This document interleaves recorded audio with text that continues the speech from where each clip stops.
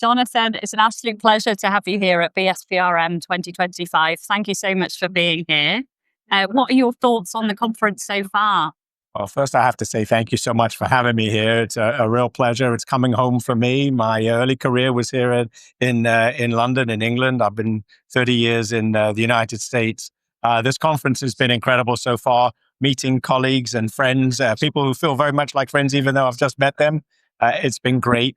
The conference is the highest quality. This is a great national standard of an international conference. The subject matter, the topics, the people I'm meeting, the enthusiasm is second to none. It's been a great experience so far, and I really look forward to meeting more of my friends and colleagues in this field of physical medicine rehabilitation and hearing more about the great work that you're doing here in the United Kingdom. Right. And I guess so. There must have been a lot of change from when you were last here. How has the specialty developed since you were here?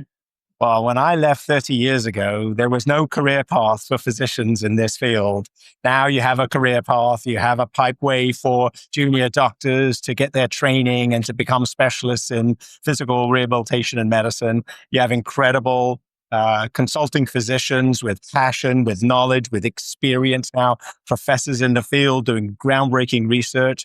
It's incredible to see how far it's come along. And the United Kingdom is right up there. The British Society of Physical Rehabilitation Medicine is right up there in the national organizations, shoulder to shoulder with the Americans, with the Europeans, with the Australians, with the Asians, everyone. They are doing incredible work.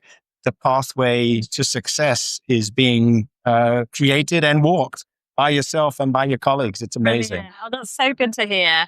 And you haven't been here that long. We're only halfway through the morning, but are there any key messages that have resonated with you so far from what you've heard in the conference? I think there's a tremendous amount of mentorship. There's great leadership here, a lot of experience.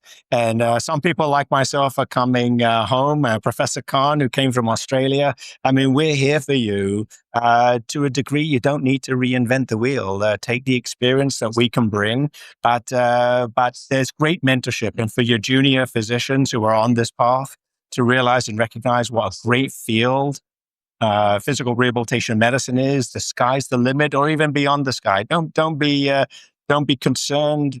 We have to work out the financial model and the practical model, but if you think it, you got to set a path and do it. And our patients need it. Our communities need it. People are struggling with disability, and we're the physicians that help people recover, help people reach their full potential, and help them lead their most wonderful quality of life. And you're obviously a specialist in cardiopulmonary rehabilitation.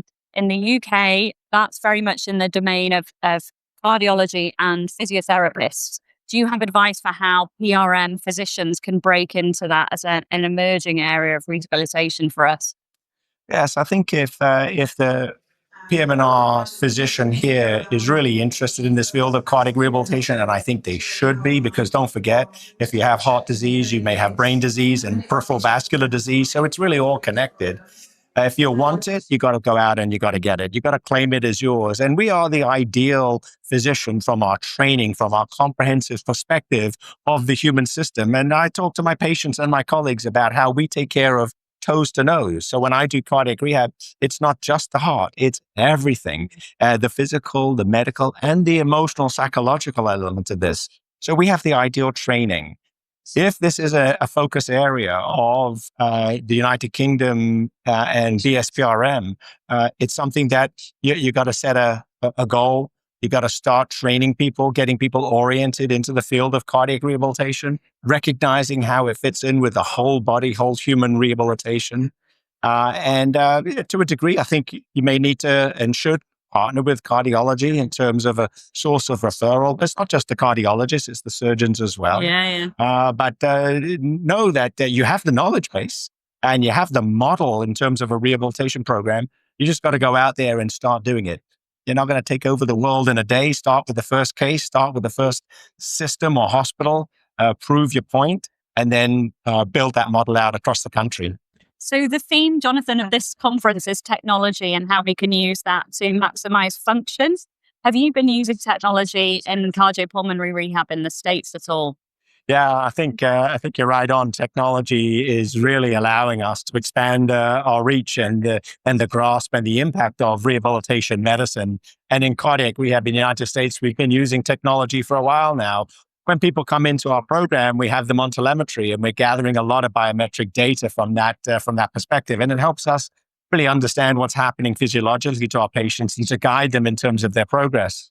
But I think the real scope of technology is through remote patient monitoring and telehealth.